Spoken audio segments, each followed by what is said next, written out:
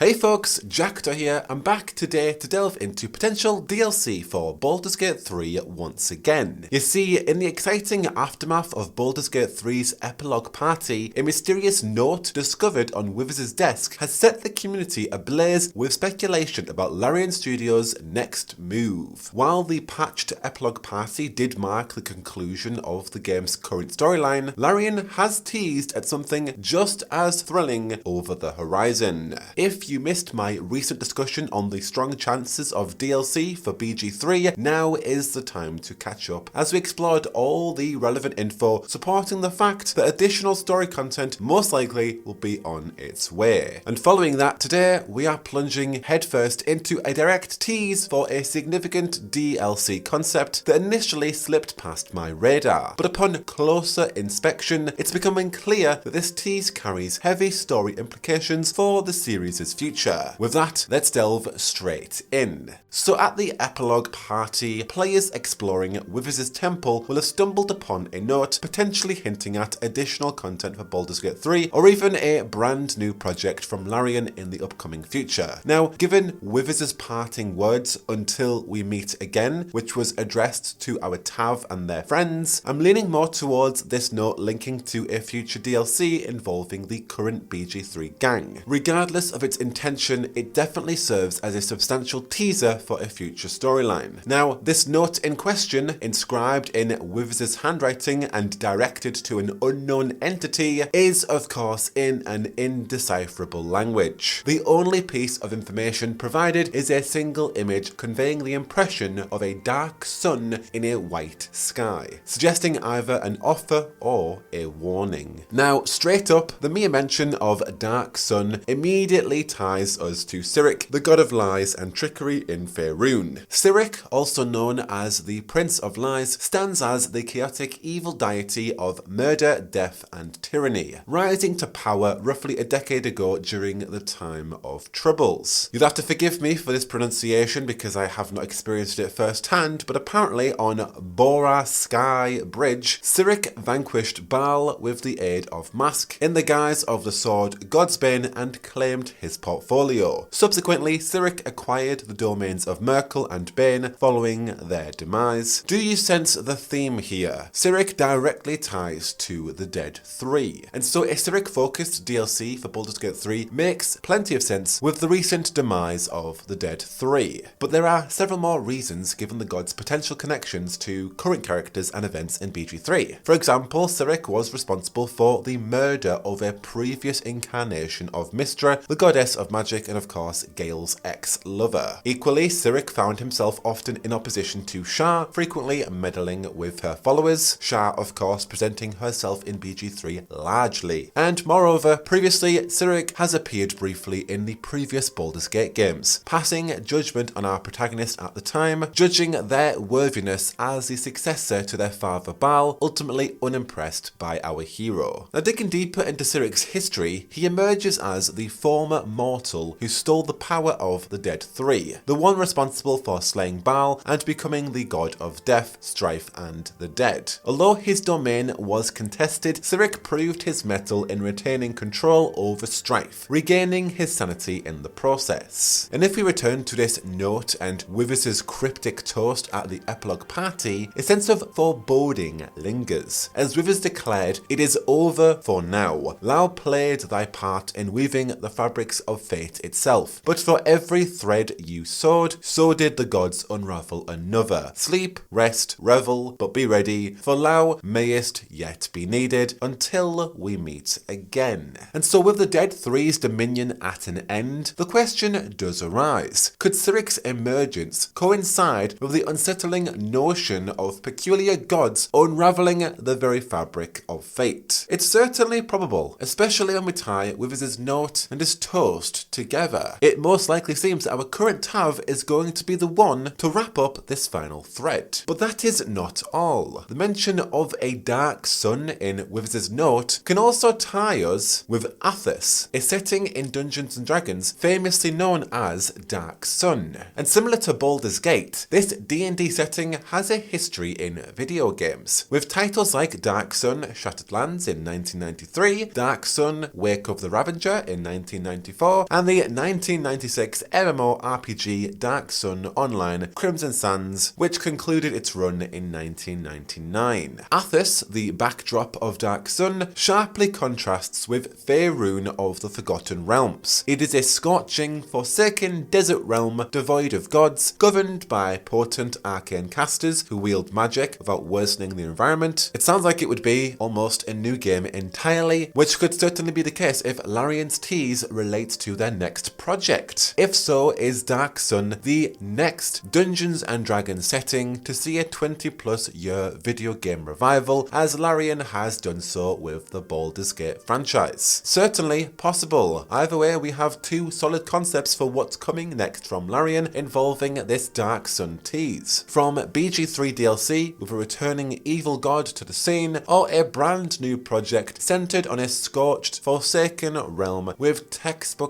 of lore to boot. Maybe even a mix of the two. Cyric the Dark Sun in a Dark Sun campaign, or is that just too much? I definitely think that this Cyric the Dark Sun DLC storyline is the safest bet that Larian Studios can go when we think about potential DLC ideas. I talked at length in my last video about specific DLC ideas I would like to see, from helping Lizelle fight Vlaakith with Orpheus, to returning to Avernus with Will and Karlach to finally kill Zariel. And while I believe these would be absolutely fantastic ideas for DLCs, it's just not as realistic or efficient for Larian to do with the vast amount of choices that we individually can make for these characters. And so while I know a lot of the community would like to see a lot of these cliffhanger loose storylines set up from the epilogue party, but there are still a vast amount of variables to consider to really boot off these stories. For example, for this Avernus DLC to work, you would need Will and Karlach to be alive. But if you were playing an evil character and you sided with the goblins and killed all of the Grove, you are already going to be redacted from any potential DLC affecting Karlach, Will, and Avernus. And so therefore, it is a hard route to go down when we consider DLCs based on so many storylines in the base game that have a vast amount of choices. Whereas a Cyric Dark Sun DLC coming off from the ending of BG3 where we've killed the dead 3, or there are at least more smaller, nuanced choices tied to that DLC, is a lot easier. All we really need for this is to have our Tav alive, and then Withers to enter the scene and establish story for them, which there is certainly a lot more room for and a lot less choices to consider in contrary to other DLC ideas. So do let me know down below what you would like to see regarding this Dark Sun tease. But until next one, I have been Jackdaw, and I should go. Whoa, whoa, whoa, whoa, whoa, whoa, whoa, whoa.